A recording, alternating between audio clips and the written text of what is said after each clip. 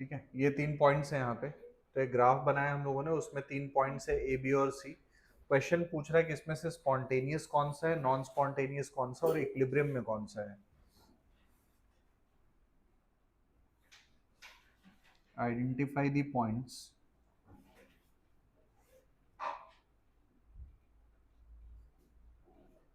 Representing reaction जहां पे spontaneous हो, नॉन स्पॉन्टेनियस हो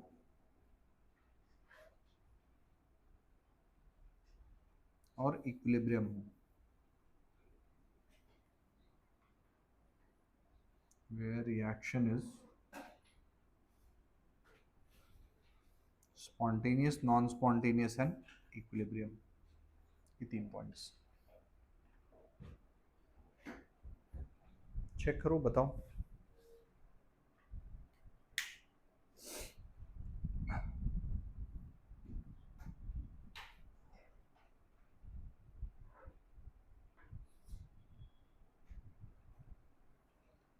ट्वेंटी 25% ऑलमोस्ट हो गया, नहीं 1/4।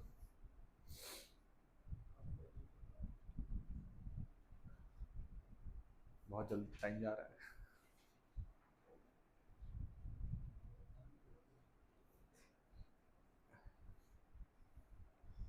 देखो एनालाइज करो, बताओ।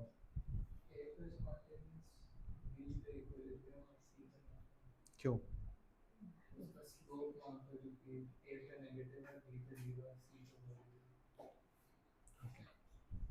तो गिब्स फ्री एनर्जी दिया हुआ अगर हम लोग चेक करेंगे तो सिंपली स्लोप चेक करेंगे, क्योंकि हमें चेंज चाहिए।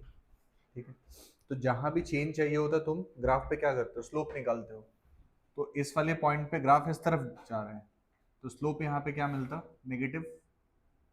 नेगेटिव स्लोप मिला, मतलब यहाँ पे delta G is less than zero, negative हो गया। और डेल्टा जी का वैल्यू नेगेटिव जब भी होता है दैट रिप्रेजेंट्स स्पॉन्टेनियस प्रोसेस और स्पॉन्टेनियस रिएक्शन। तो यहाँ पे ये प्रोसेस स्पॉन्टेनियस हो गया। सिमिलरली बी पे जाओगे तो यहाँ पे स्लोप का वैल्यू हो गया जीरो। स्लोप जीरो हो गया, that means delta G is equal to zero, और ये जीरो है तो that represents equilibrium.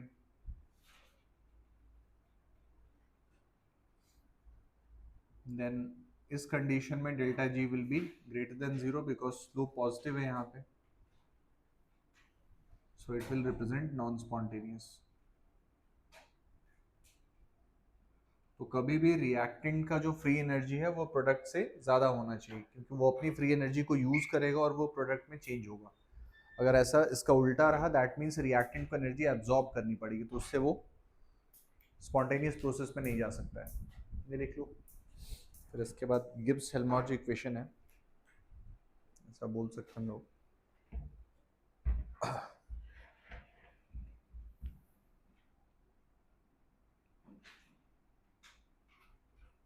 Relationship between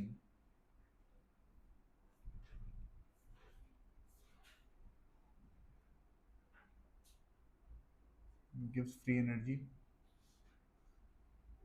standard gives free energy,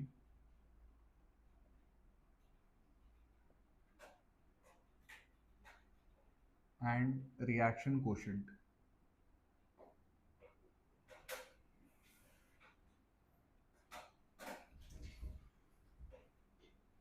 equation आता है delta G is equal to delta G naught plus R T L N Q.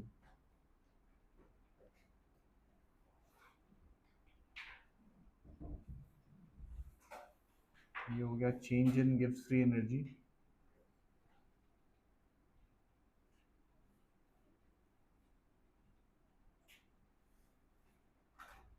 Delta G not is standard change in gives free energy,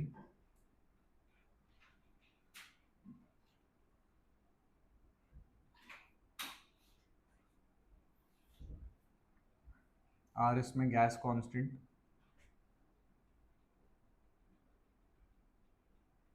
T is temperature in kelvin, and Q stands for reaction quotient.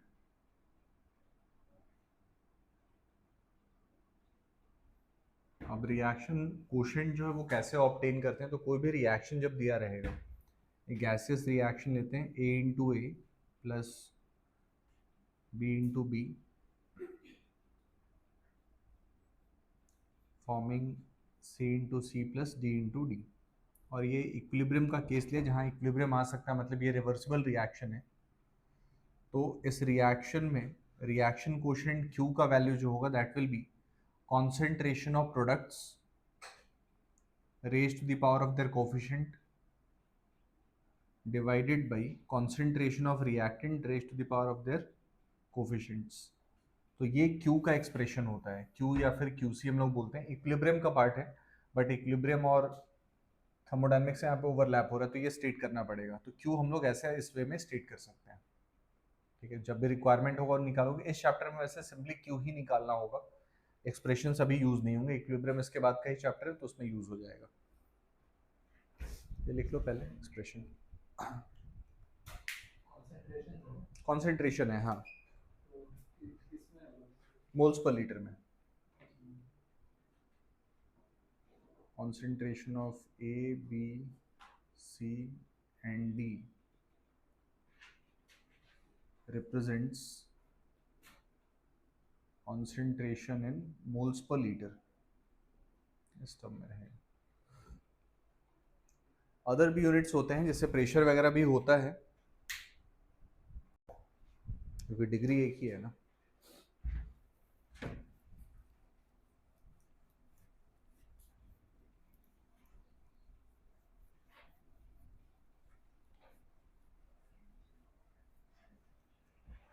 इसमें देखो, इसमें एक और special case क्या है कि हम लोगों ने जो लिखा है वो हर प्लेस पे एप्लीकेबल है। रिएक्शन स्टार्ट हुआ उस पॉइंट से लेकर के रिएक्शन इक्विलिब्रियम अटेन हुआ उस समय तक के लिए।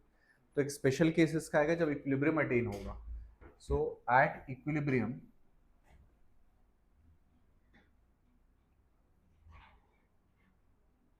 Delta G will become equal to zero. ये हमेशा ट्रू है, डेल्टा जी को जीरो होना ही पड़ेगा। डेल्टा जी नॉट जीरो हो भी सकता है या नहीं भी हो सकता है। And Q will become equal to K, where K stands for equilibrium constant.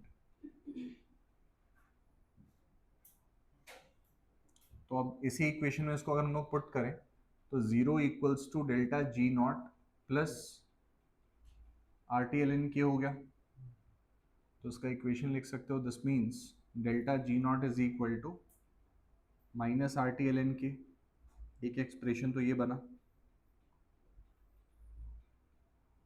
या फिर हम लोग इसको लिख सकते हैं L N K is equal to minus of delta G not upon R T. दोनों साइड पे एक्सपोनेंशियल ले सकते हो,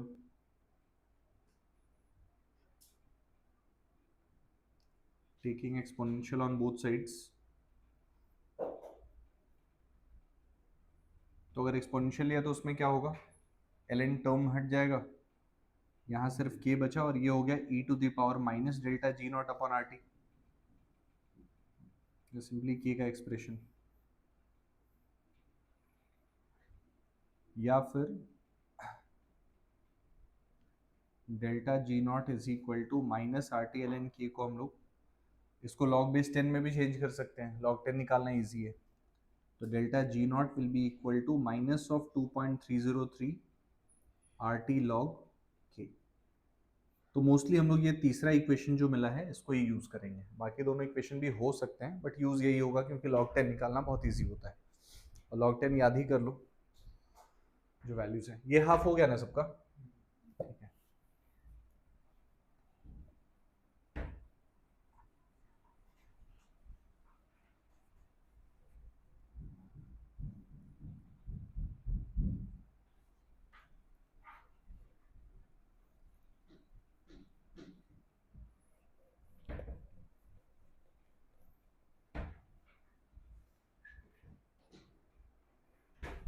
चलो उसके स्पेशल केसेस देख लो एक बार, फिर लिख लो एक साथ।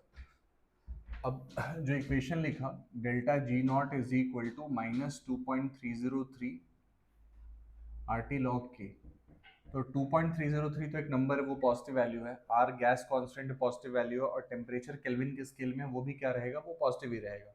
तो साइन चेंज होने का स्कोप किसके पास बचा, सिर्फ लॉग के पास बचा। यानी के जो भी रहेगा उस पर डिपेंड करेगा। तो के लॉग के and delta G not.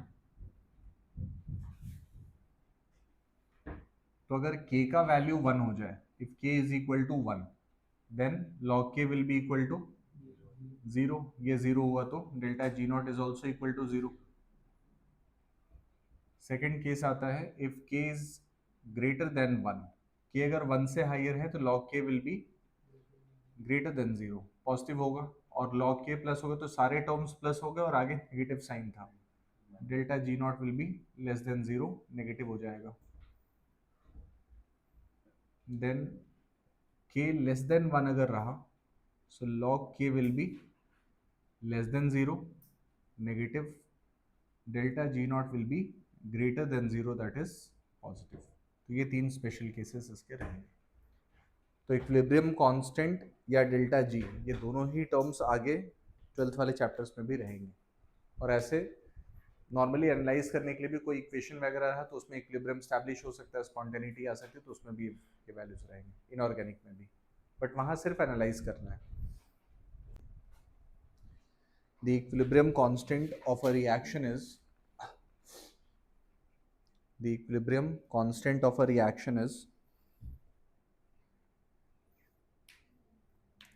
0.008. The equilibrium constant of a reaction is 0.008 at 298 Kelvin. At 298 Kelvin, the standard free energy change, the standard free energy change of the reaction, the standard free energy change of the reaction at the same temperature is, option A 11.96 kilojoule, 11.96 kilojoule, option B minus 11.96 kilojoule, minus 11.96 kilojoule, option C minus 5.43 kilojoule, and option D minus 8.46 kilojoule। Try करो ये। क्या question था बोलना, क्या value दिया हुआ है के का वैल्यू 0.008, तो उसको 8 इंटू 10⁻³ लिख सकते हैं हम लोग। Delta G naught will be equal to -2.303 RT log K,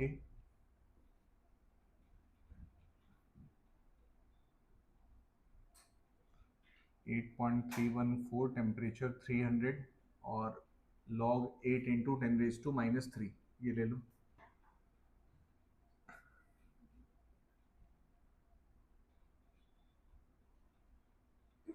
तो ये 3 आता और ये हो जाता 0.903, तो 2.097 नेगेटिव में होता है, ये पॉजिटिव हो जाएगा। जूल्स में आएगा, किलो जूल में चाहिए तो भाई 1000 कर देंगे।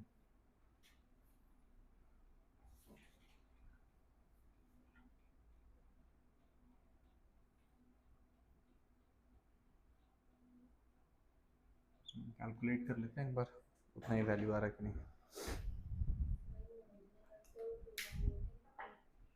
कौन सा? हाँ ठीक है, क्लोज वैल्यू ही आएगा वैसे।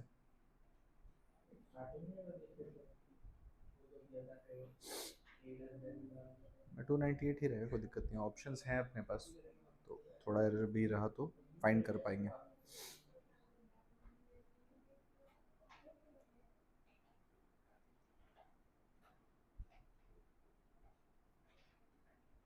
यहाँ वैल्यू कुछ और आ रहा है, 12 आ रहा है, 11.96 है ना, ठीक है। हाँ ठीक है, फिर तो सही है। अप्रॉक्सीमेटली 12 किलो जूल, ऑप्शन में अपने पास 11.96 था, तो वो हो जाएगा सॉल्व उससे। ठीक है, अगर नहीं किया तो लिख लो, बाकी कुछ अच्छे क्वेश्चन आज देखने पड़ेंगे। इसमें तो और कुछ वैसा है नहीं अभी। स्टेटमेंट्स है, ओवरऑल अंडरस्टैंडिंग एक बनेगी, वो हम लोग बिल्ड करेंगे, ठीक है, बट जिसका जो जैसा स्टेटमेंट है वो भी पढ़ना है।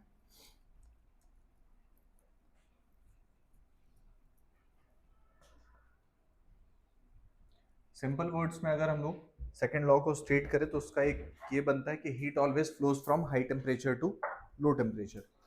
हीट का फ्लो ऐसा होगा। और दूसरा एक स्टेटमेंट है कि अगर तुम कभी भी हीट को वर्क में चेंज करोगे तो 100% हीट वर्क में चेंज नहीं होता, it always goes along with some loss.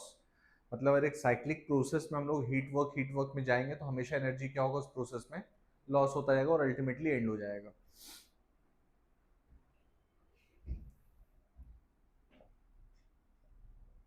Second law of thermodynamics,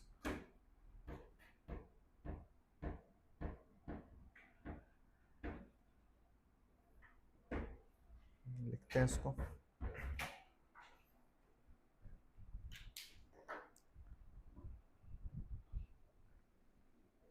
तो इसमें फर्स्ट लिखो,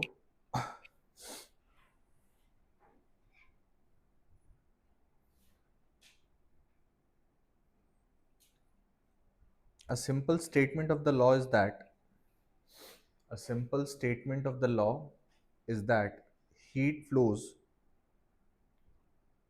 heat flows spontaneously from heat flows spontaneously from hotter to colder regions of matter. Heat flows, या heat always flows भी लिख सकते हो, heat always flows from hotter to colder regions of matter. तो concept of entropy जो आता है वो इसी से आता है कि अगर हीट तुम्हारा 100% ट्रांसफॉर्म नहीं हो पा रहा तो क्यों नहीं हो पा रहा, उसमें और क्या हुआ होगा, क्या चेंजेस आए होंगे।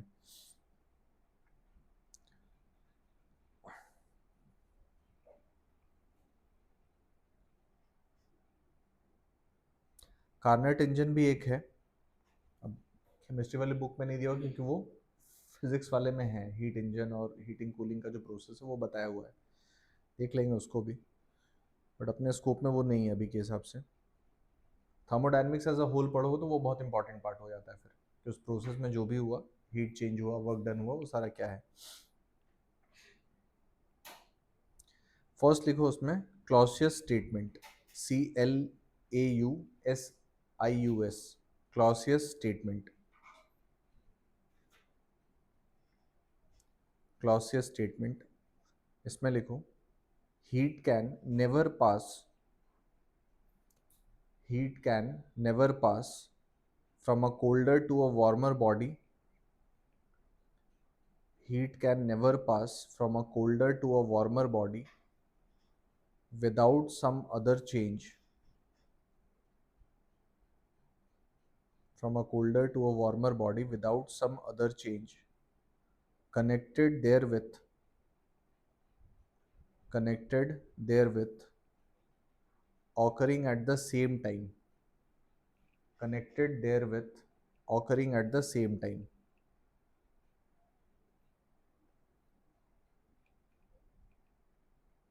connected therewith, occurring at the same time।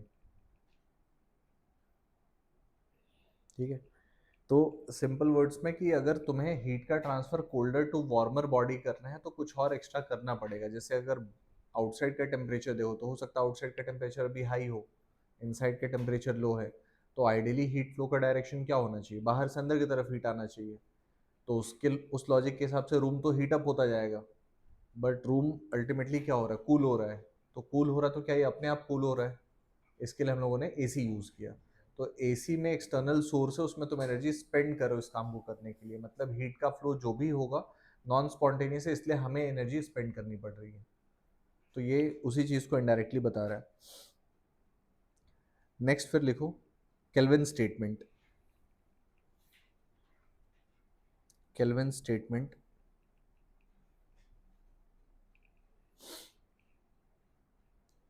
तो केल्विन जो थे वो एक्चुअली लॉर्ड केल्विन थे, अनलाइक जो आज के हम लोग बोलते रहते हैं to cricketers, Lord Jadeja, sir Jadeja है ना, सर जडेजा है। लॉर्ड कौन है, शार्दुल, नहीं तुम लोग नहीं देखते हो क्या क्रिकेट? कोई नहीं देखता क्रिकेट? अरे ट्वीट करते रहते हैं लोग बहुत सारे। हाँ। अरे उस बेचारे को इज्जत मिल रही, तुम्हें क्या दुख है भाई? क्यों अपोज कर रहे हो तुम?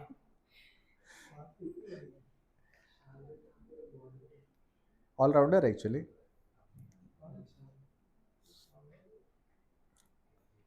चलो इसका स्टेटमेंट लिखते हैं। It is impossible for it is impossible for a self-acting machine. It is impossible for a self-acting machine unaided by unaided by any external agency unaided by any external agency to convey heat to convey heat from one body to another to convey heat from one body to another at a higher temperature to convey heat from one body to another at a higher temperature.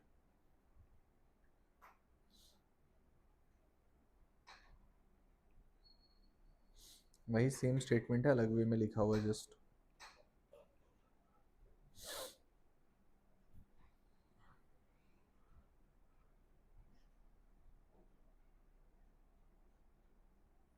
Next लिखो Planck statement. Planck's statement.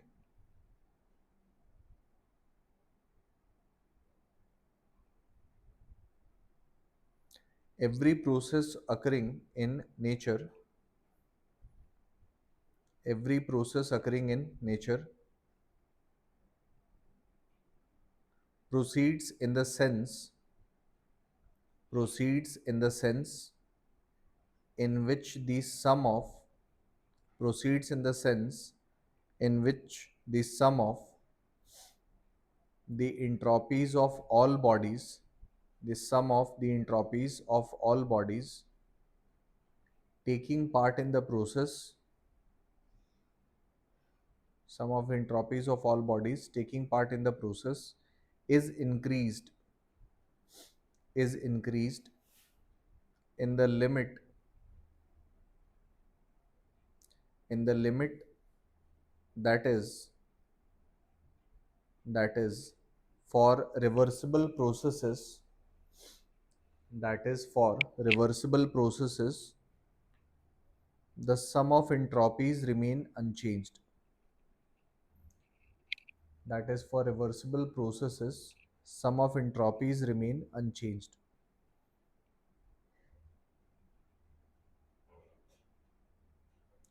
तो ये तीन important statements हैं इसमें second law के।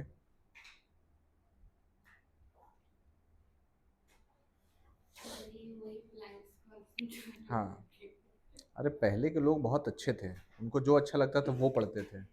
कभी art बनाने लगे, मैथ्स पढ़ने लगे, बैटरी बनाने लगे, जब जो मन किया वो कर रहे हैं। उनका ऐसा कुछ नहीं था, वो कॉन्स्टेंट नहीं थे।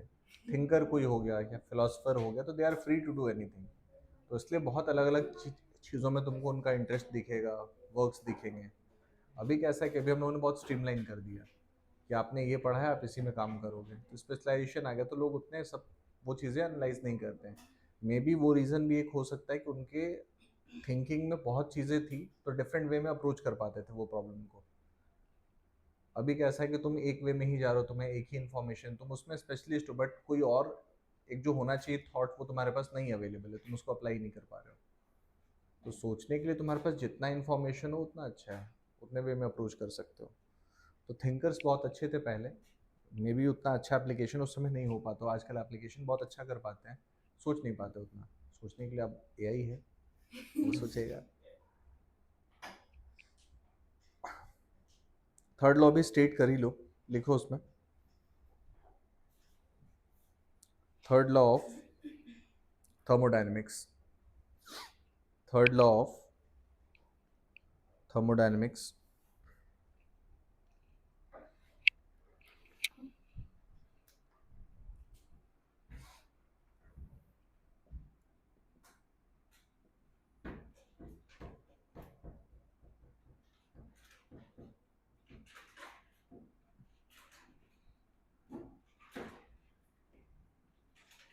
it states that entropy of a perfectly crystalline solid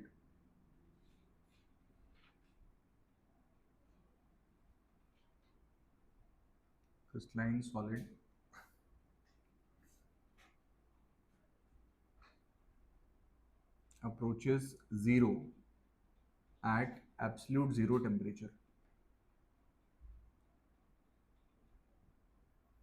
At absolute zero temperature.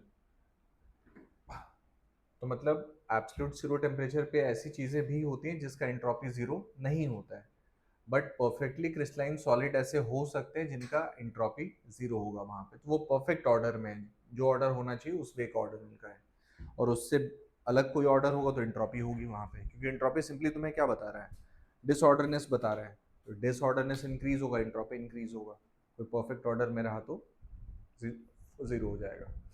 Third law का ये स्टेटमेंट एंट्रोपी पे बेस्ड। कुछ कुछ चीज़ें ऐसी हैं जहाँ पे काउंटर इंट्यूटिव आंसर्स तुम्हारे पास मिलेंगे, जैसे एग हो गया, तो एग को जब तुम बॉईल करते हो तो वो हार्डन हो जाएगा, तो थिंकिंग क्या बोलता है कि अगर वो लिक्विड था पहले और अभी कैसा हो गया, सॉलिड काइंड ऑफ हो गया, तो एंट्रोपी क्या हुई होगी, कम हुई होगी, कम होना चाहिए, बट यहाँ पे एंट्रोपी इंक्रीज हो जाती है। क्यों इंक्रीज हुआ, क्योंकि जो प्रोटीन होता है उसके डिफरेंट काइंड ऑफ स्ट्रक्चर्स होते हैं, प्राइमरी सेकेंडरी टर्शरी ऐसे ऐसे स्ट्रक्चर होते हैं, जब उसको बॉईल करते हो तो उसका सेकेंडरी और टर्शरी स्ट्रक्चर जो कॉइलिंग होती है वो ओपन अप हो जाता है, तो ओपन अप होने के चलते प्रोटीन अब स्प्रेड अप हो गया है, वो कॉइल्ड नहीं है, तो इसलिए इंट्रोपी इंक्रीज होगी इंस्टेड ऑफ इंट्रोपी डिक्रीजिंग। तो कुछ कुछ वैसे एग्जांपल्स रहेंगे, अदरवाइज इन जनरल जो अंडरस्टैंडिंग है वो काम करता है।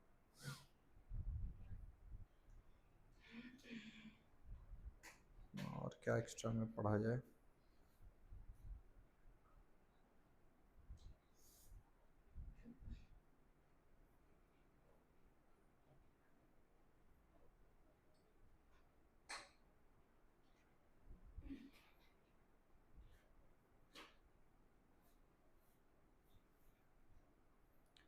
क्लॉसियस क्लैपेरॉन इक्वेशन है, ये भी लिख लो, इसके ऊपर आई गेस मेंस में इस पर क्वेश्चन था।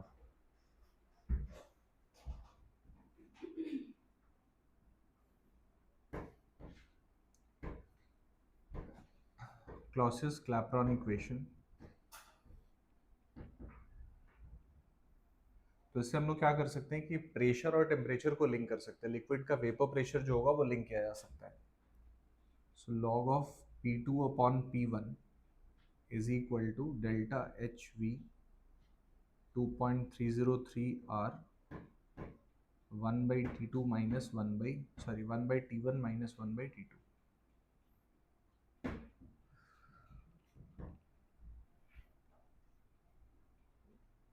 P1 is vapor pressure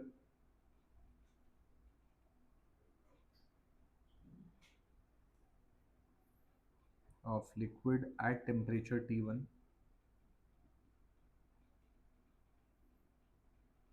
P2 is vapor pressure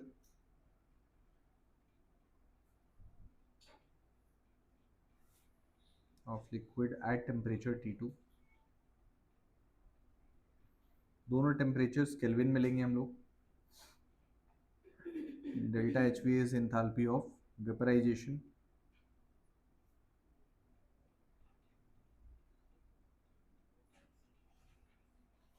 and R is gas constant।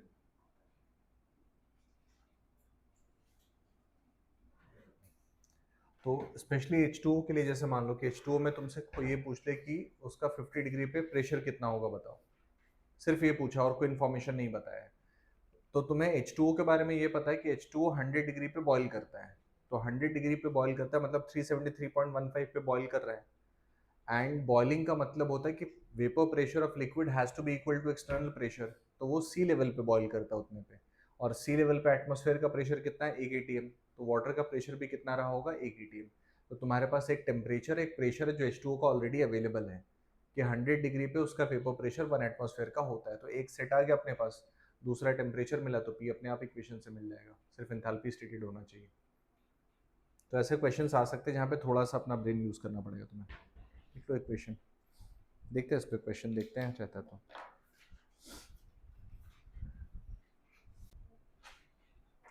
A sample of n octane, a sample of n octane 1.14 gram, a sample of n octane 1.14 gram was completely burnt, was completely burnt in excess of oxygen, in excess of oxygen in a bomb calorimeter, in excess of oxygen in a bomb calorimeter, whose heat capacity is, whose heat capacity is 5 kilojoule per Kelvin, whose heat capacity is 5 kilojoule per Kelvin, as a result of combustion reaction, as a result of combustion reaction,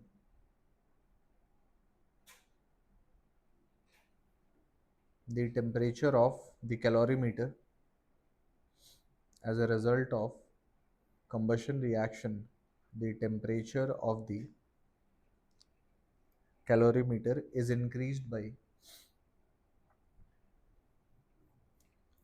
is increased by 5 Kelvin, 5 Kelvin. The magnitude of the heat, the magnitude of the heat of combustion, the magnitude of the heat of combustion of octane, of octane at constant volume is, of octane at constant volume is dash kilojoule per mole.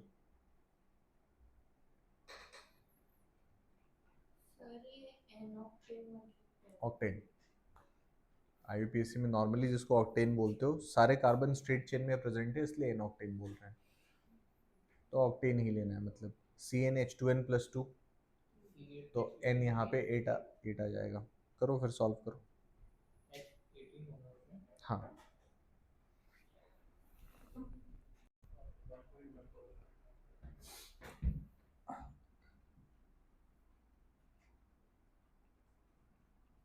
C8H18 molar mass निकालोगे इसका 114 ग्राम पर मोल आ रहा है। 12 into 8 and plus ये तुम्हारे पास 18 into 1, 1 into 18 करना चाहिए, 114 आएगा। So number of moles of C8H18 will be equal to 1.14 divided by 114, 0.01 मोल आया। ठीक है, मोल में भी इसको इतना रखते हैं। और क्या इन्फॉर्मेशन था? हीट कैपेसिटी है कितना दिया हुआ, कितना 5 kilojoule per kelvin is heat capacity, और टेम्परेचर चेंज कितना, okay, delta T is equal to 5 kelvin, okay. तो हीट यहाँ पे फाइंड करोगे, heat capacity into change in temperature, heat capacity का value 5 into 5 that is 25 kilojoule, ये मिला। But ये 25 जो वैल्यू मिला वो किससे मिला तुम्हें? एन ऑक्टेन का जो मास दिया हुआ उसके लिए मिला है, और आंसर जो पूछ रहे हो उसमें आंसर का यूनिट क्या है? किलोजूल पर मोल है। पर मोल है मतलब 1 मोल के लिए चाहिए। तो 0.01 मोल ऑफ ऑक्टेन अगर 25 किलोजूल दे रहा है तो 1 मोल ऑफ ऑक्टेन कितना देगा? 25 by 0.01 kilojoule, that is 2500 kilojoule per मोल। और कांस्टेंट वॉल्यूम पे पूछ रहे हैं तो वार्म कैलोरीमीटर से वैसे भी जो हीट मिलता है वो क्या होता है? कांस्टेंट वॉल्यूम पे ही होता है, तुम्हें इंटरनल का ही आंसर करना है। कांस्टेंट प्रेशर होता तो एंथैल्पी निकालना पड़ता है, तब फिर अपने को इक्वेशन भी चाहिए होता वहाँ पे। और ऑक्टेन जो होता है that is similar to that of petrol. Iso octane जो होता है हम उसको पेट्रोल बोलते हैं। तब उस केस में क्या होगा कि उसका स्टेट कैसा रहता है, लिक्विड रहता है, तो हाइड्रोकार्बन C5 ऑनवर्ड्स लिक्विड बन जाता है, तो डेल्टा Ng जब निकालोगे तो वो काउंट नहीं होगा। C5 में सिर्फ नियोपेंटेन जो है वो गैस है। heat of formation of heat of formation of CO2 gas, 28 Jain को आया था ये question. Heat of formation of CO2 gas is equal to -393.5 kilo joule per mole, -393.5 kilo joule per mole. Heat of formation of H2O liquid, heat of formation of H2O liquid is equal to -286 kilojoule per mole, -286 kilojoule per mole. Then next, heat of combustion of benzene, heat of combustion of benzene, combustion of benzene is equal to -3267 -3267 kilojoule per mole, kilojoule per mole. The heat of formation of benzene is, the heat of formation of benzene is dash kilojoule per mole, dash kilojoule per mole. Try करो।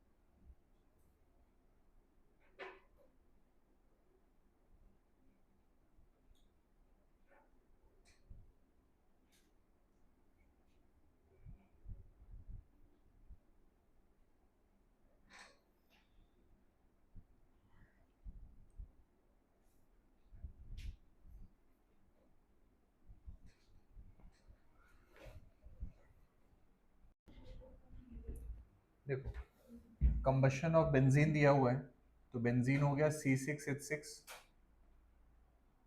इसका combustion कर रहे हो oxygen के presence में, it will form CO2 plus H2O।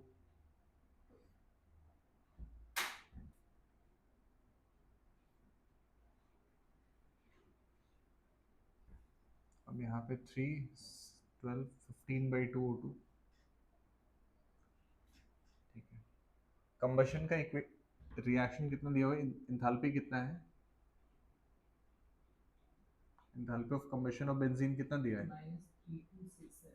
-3267 kilo joule per mole. Okay, तो ये enthalpy of reaction भी है इसके लिए। फॉर्मेशन ऑफ CO2 और H2O दिया हुआ है, delta HF of CO2 is 393, यही है ना, 393.5 kilo joule per mole, and delta HF of H2 is -286 kilojoule per mole, ठीक है। तो इक्वेशन जब लिखोगे delta H C enthalpy of combustion इस रिएक्शन का, that is 6 times of enthalpy of formation of CO2 plus 3 times of enthalpy of formation of H2O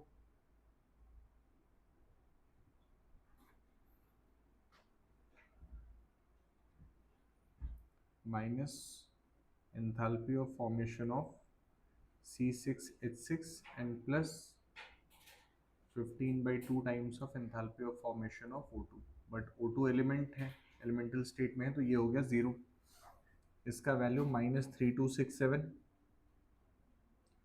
6 times of -393.5 plus 3 times of -286 और minus delta HF of C6H6। तो इसको इस तरफ ले आएंगे।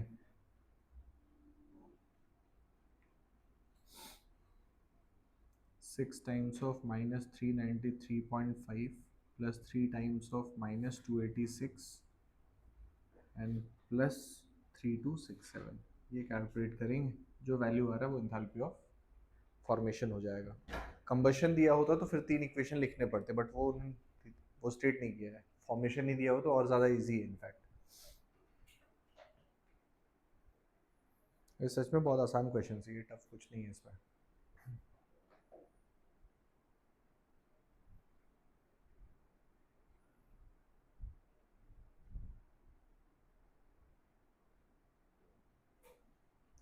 Three to one nine है and plus 3267, 48 आ रहा है। ये आ रहा है -3219 एंड प्लस 3267, सिंप्लीफाई करोगे प्लस 48 किलो जूल पर मोल।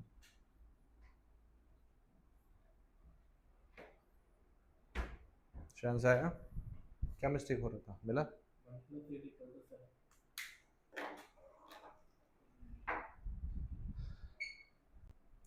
देखो क्वेश्चन, जे एडवांस 2022 का, ये 22 का। 2 mole of Hg, 2 mole of Hg gas, 2 mole of Hg gas is combusted, 2 mole of Hg gas is combusted in a fixed volume,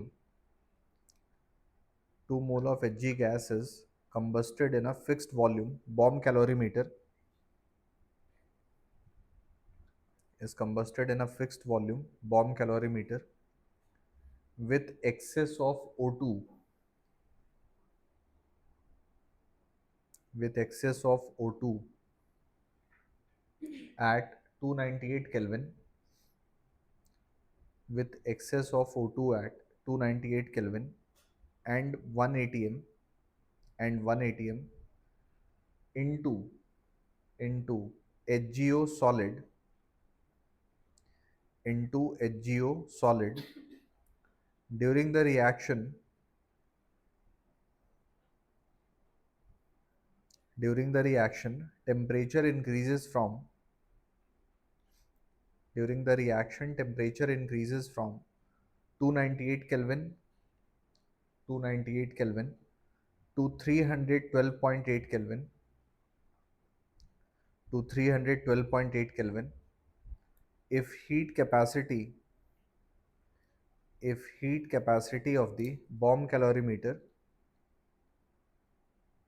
if heat capacity of the bomb calorimeter and enthalpy of formation, and enthalpy of formation of Hg gas, Hg gas are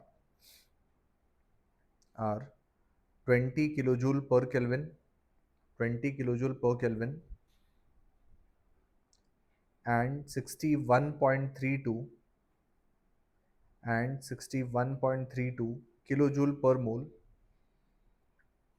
and 61.32 kilojoule per mole at 298 Kelvin, at 298 Kelvin respectively,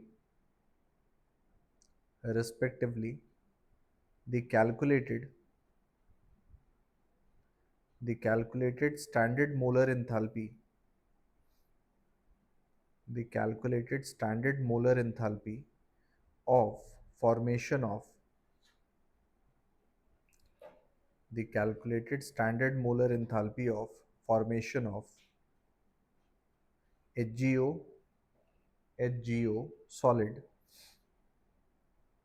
HGO solid at 298 Kelvin, at 298 Kelvin is x kilojoule per mole, x kilojoule per mole. The value of mod x is the value of mod x is dash mod x is dash given gas constant R is equal to 8.3 joule per Kelvin per mole. 8.3 joule per Kelvin per mole. Sir ये Hg तो gas में भी है क्योंकि उसमें enthalpy of solution लिया उनको पता, जो दिया है उसमें करना पड़ेगा.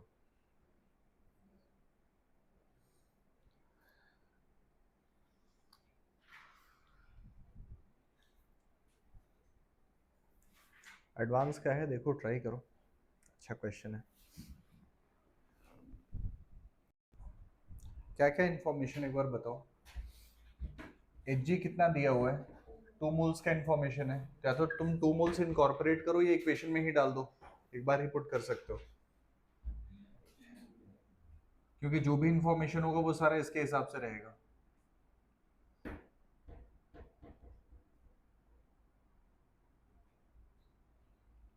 और क्या इन्फॉर्मेशन बताया, ये तो इक्वेशन हुआ, इन्फॉर्मेशन क्या बताया उन्होंने. डेल्टा एच एफ दिया हुआ है, आई गेस एच जी का दिया हुआ है ना, कितना है 61 पॉइंट. ओके, हीट कैपेसिटी कितना पर केल्विन, और क्या इन्फॉर्मेशन.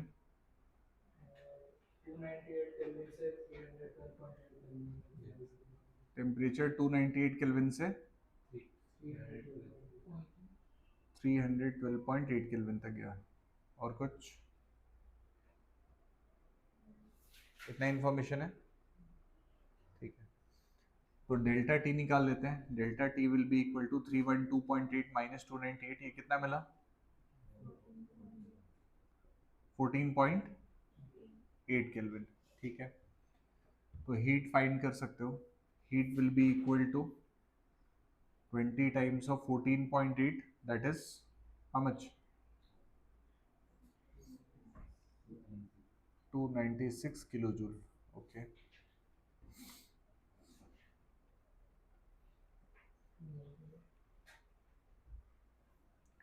तो यहाँ पे जो भी चेंज है 296 किलो जूल हीट यहाँ मिल रहा है. लेकिन ये इन्फॉर्मेशन किसका है, बॉम्ब कैलोरीमीटर का है ना. तो बॉम्ब कैलोरीमीटर मतलब ये तो डेल्टा यू होगा, और टेम्परेचर राइज हुआ है, दैट मीन्स हीट इवॉल्व हुआ है, तो -296 होगा. करेक्ट. डेल्टा एन जी कितना इक्वेशन के लिए, ये सॉलिड है, ये दोनों गैस है, -3 होगा.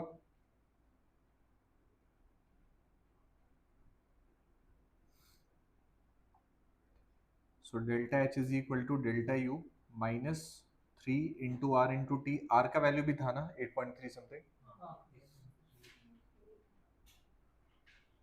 और किस टेम्परेचर पे ऑब्टेन करना है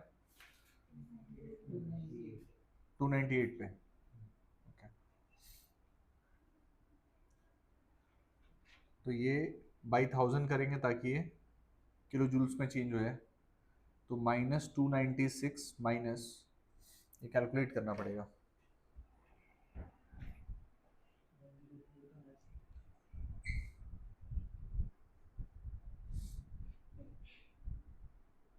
3 times of 8.3 times of 298 divided by 1000, 7.4202.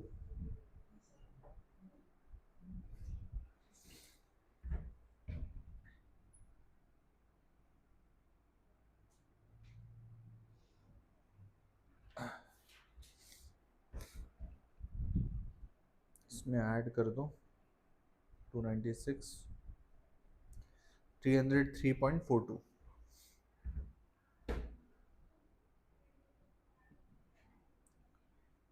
तो ये वैल्यू यहाँ पे मिल रहा है. Minus 303.42 kilo joule. ओके, अब डेल्टा एच इक्वेशन का जो एंथैल्पी होता है -303.42 should be equal to delta H F of H G O, और एच जी ओ 2 बार था, so 2 times of this minus 2 times of delta H G of delta H F of H G and plus delta H F of O two. तो O two का value तो zero हो गया, -303.42 is equal to 2 times of delta H F of H G O minus 2 times of H G का value कितना है यहाँ पे,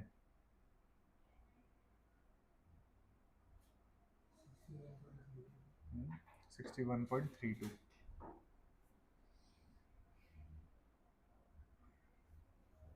So -303.42 plus 2 times of 61.32 is equal to 2 times of delta HF of HGO.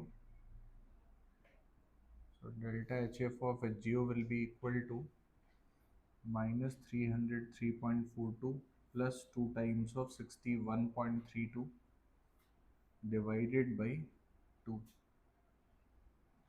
Check करो एक बार कितना आता है।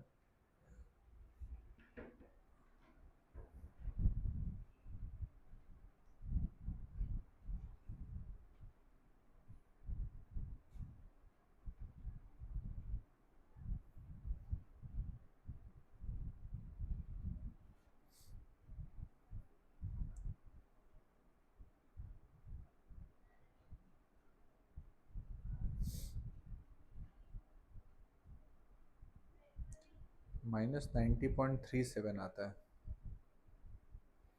मॉड एक्स बताना है ना।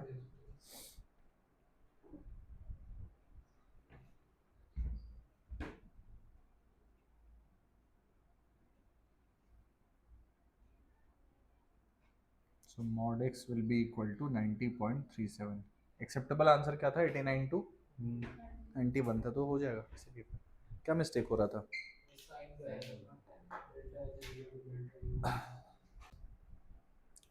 1 mole of an ideal gas, 1 mole of an ideal gas at 900 Kelvin, at 900 Kelvin undergoes two reversible processes,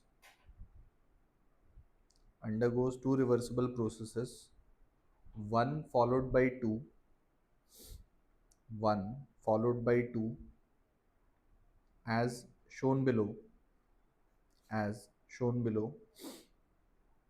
If the work done by the gas, if the work done by the gas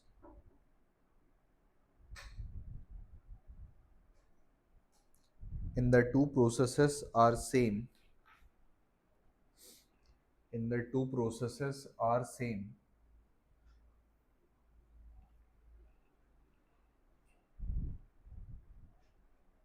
the value of ln, the value of ln v3 by v2 is,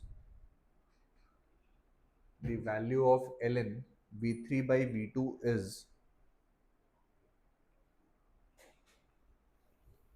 v3 by v2 is dash,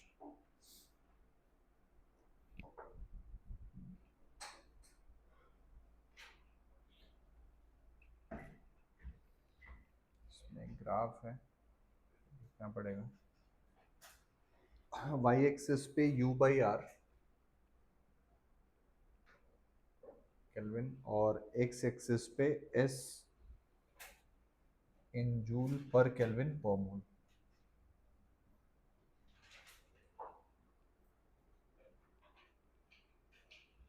इसमें दो process है, ये इसका path 1 है, ये path 2 है, step 2 बोल सकते हो। P1 V1, यहाँ P1 V1 रहा, नेक्स्ट पॉइंट पे P3 V2, P2 V2 होना चाहिए। चलो उसको देखेंगे। यहाँ पे जो लिखा हुआ है दैट इज P3V2, और यहाँ पे P3V3 लिखा हुआ है।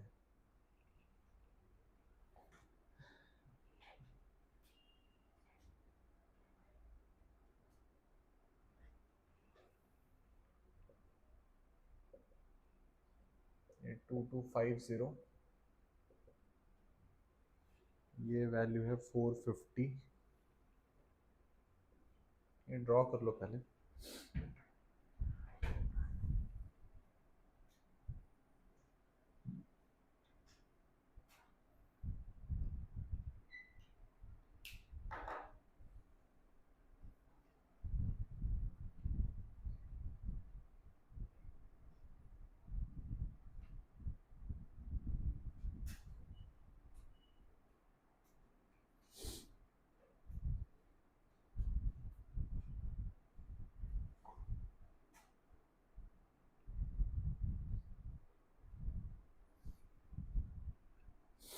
लिखिए, ये ड्रॉ किए। इसमें आगे लिख लो U is internal energy, U is internal energy, S is entropy, S is entropy, P pressure, S is entropy, P pressure, V volume, V volume, and R gas constant, R gas constant. Given molar heat capacity, given molar heat capacity at constant volume, molar heat capacity at constant volume of the gas is 5/2R। मतलब CV दिया हुआ है 5/2R, CV का value 5/2R है। Try करो। इसमें ln V3/V2 का तुम्हें आंसर बताना है।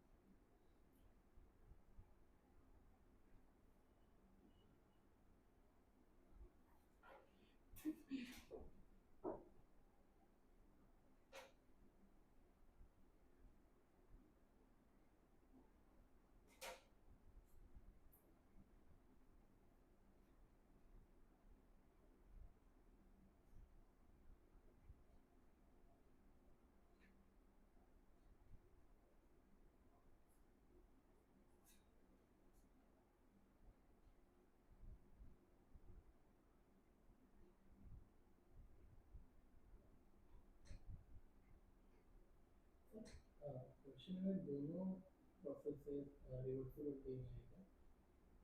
क्वेश्चन यही है जितना है, इसमें और कोई एक्स्ट्रा इन्फॉर्मेशन नहीं है। मतलब टू रिवर्सिबल प्रोसेस से पूछता है, पर टू वाले में तो एंट्रोपी चेंज हो रहा है, right?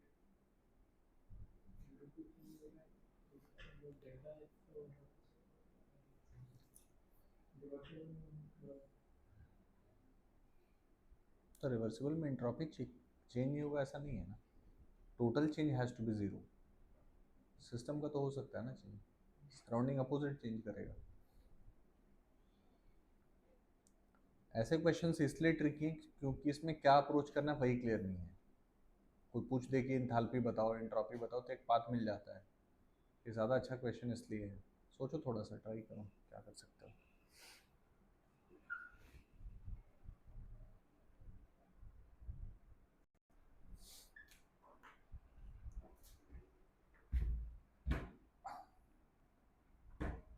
In path 1, delta S is equal to 0. Delta 0 है, that means Q will be equal to 0. Adiabatic process.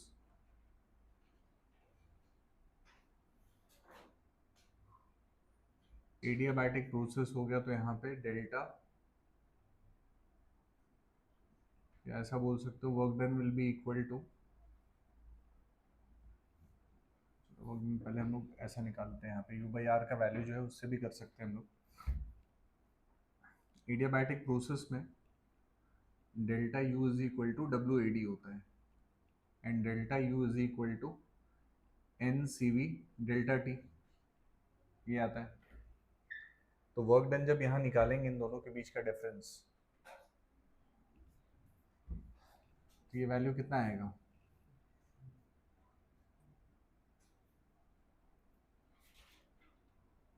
Delta U यहाँ से निकाल सकते हो ना,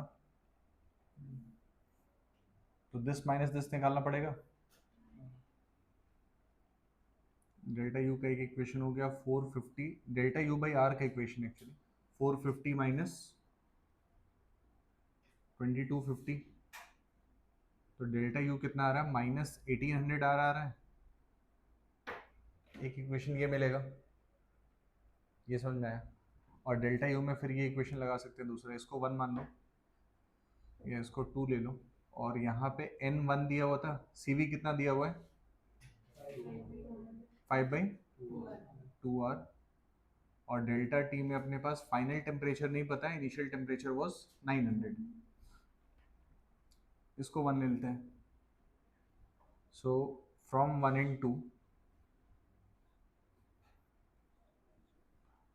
5/2 आर T2 minus 900 is equal to minus 1800 R, ये कैंसिल आउट हो गया, 2 को इस तरफ ले जाओ तो T2 minus 900 will be equal to minus 1800 into 2 upon 5, तो 5 से कितने टाइम्स में 36 ना, 360 into 2 720 हो गया। सो T2 minus 900 is equal to minus 720, T2 will be equal to minus 720 plus 900, that is 180 kelvin, ये मिला। इन पाथ 2, अब दूसरे वाले पाथ में अगर देखो तो u बाई आर चेंज नहीं हो रहा है, u बाई आर चेंज नहीं हो रहा मतलब u चेंज नहीं हुआ, u चेंज नहीं हुआ तो ये प्रोसेस कैसा हो गया, आइसोथर्मल। आइसोथर्मल प्रोसेस में work done will be equal to minus ln के टर्म्स में ही करना है ना, N R ln v3 by v2, n का वैल्यू 1 रहेगा, ये आ गया, और प्लस क्वेश्चन के हिसाब से वर्क डन पार्ट 1 और पार्ट 2 में सेम है।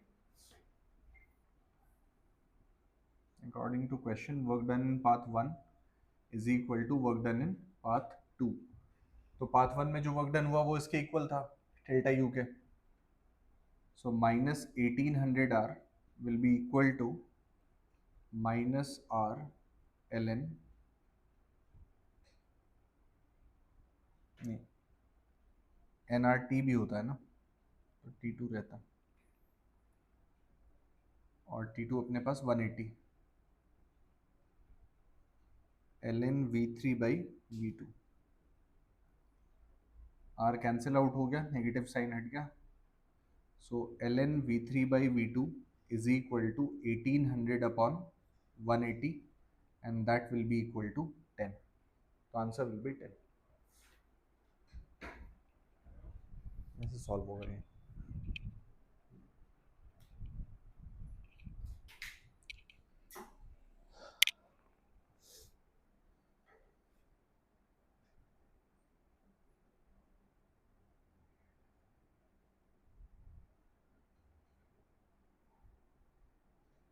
ये लिख लो, जिनका नहीं हुआ तो फिर से एक बार चेक करो, सारे पॉइंट्स क्लियर हो रहे हैं, समझ पा रहे हो, कहीं पे कुछ डाउट है तो बताओ. ऐसे मतलब देखो, इजी वाले 8-10 क्वेश्चन करो और ऐसा टफ एक क्वेश्चन करो, एक बराबर है, ये उतना ही हेल्पफुल होगा. मतलब ये अगर तुम अपने से अंडरस्टैंड करके ये कर पा रहे हो, वेल एंड गुड, फिर मतलब अंडरस्टैंडिंग अच्छी है बहुत.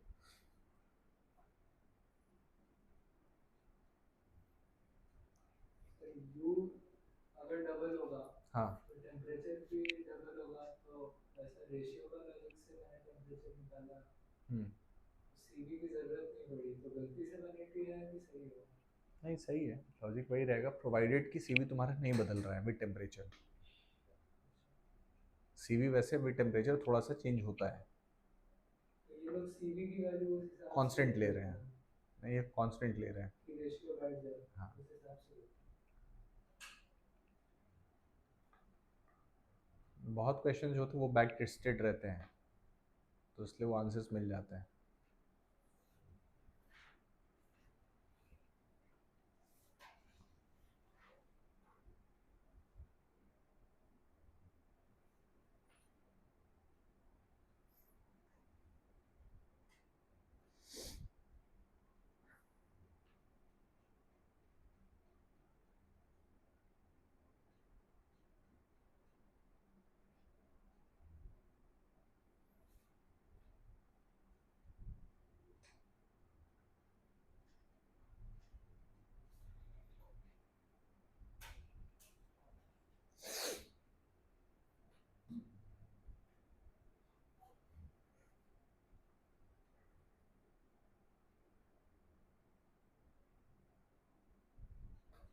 एग्जाम्पलर वगैरह में देखना, एग्जाम्पलर में भी आई डोंट थिंक उतने ज़्यादा क्वेश्चंस हैं वैसे, मतलब हैं आसान क्वेश्चंस ही हैं काइंड ऑफ. एनसीईआरटी में इक्विलिब्रियम में अच्छे क्वेश्चंस दिए उन्होंने, 70 क्वेश्चंस है और अच्छे क्वेश्चंस हैं, क्योंकि आयनिक वैसा टॉपिक भी है. थर्मोडाइनमिक्स में जो क्वेश्चन दिए वो आसान है, वो हो जाएंगे, कर लेना उसको, हो जाएंगे आराम से वो.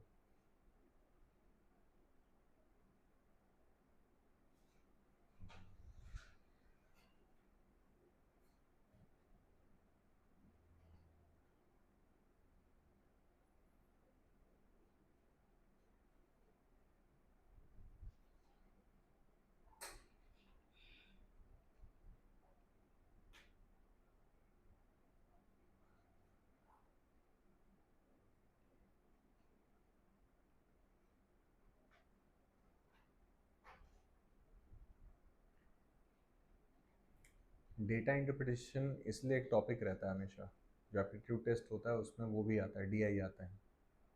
मतलब ऐसा डेटा नहीं, बट वही है कि ये हमें हमें पता है कि हाउ टू इंटरप्रेट दिस. वहाँ पे जैसे ग्राफ हो गया या पाई चार्ट हो गया, उसको इंटरप्रेट करने देते हैं, तो वो थोड़ा ईजियर इंटरप्रिटेशन है. तो वहाँ पे बेसिक जो तुमने ऑलरेडी अंडरस्टैंड किया था 8, 9, 10 में, उसको अप्लाई कर रहे हो. यहाँ भी वही कॉन्सेप्ट लग रहा है, तुम डेटा को इंटरप्रेट कर रहे हो, बट यहाँ ग्राफ जो है वो टेक्निकल है, तो उसका नॉलेज रहेगा, फिर अप्लाई कर सकते हैं हम लोग. तो स्किल वही यूज़ हो रहा है.